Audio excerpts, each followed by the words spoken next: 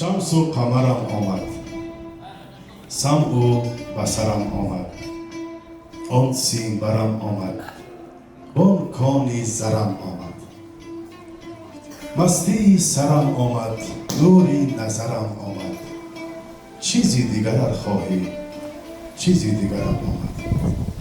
آن رهزنم آمد، توبه شکنم آمد، وان یوسف سیمین بر ناگه ببرم آمد.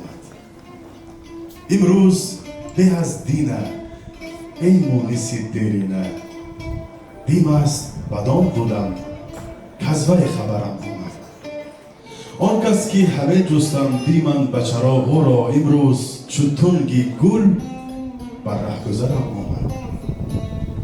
دو دست کمر کرد و بگرفت مرا در بر، زان تاج نکورویان نادر گوهرم آمد. آن باغ و بهارش بین، وان خمر و خمارش بین، وان حزم و گوارش بین، چون گلشکرم آمد. از مرگ چرا ترسم کو آب حیات آمد، و از تیغ چرا ترسم چون او سپرم آمد. امروز سلیمانم کانگشتریم دادی، وان تاج ملوکانه بر فرق سرم آمد.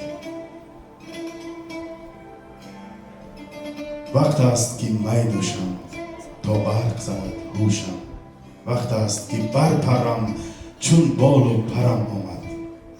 وقت است که در تابم چون صبح در این عالم، وقت است که برخورم چون شیر نرم آمد.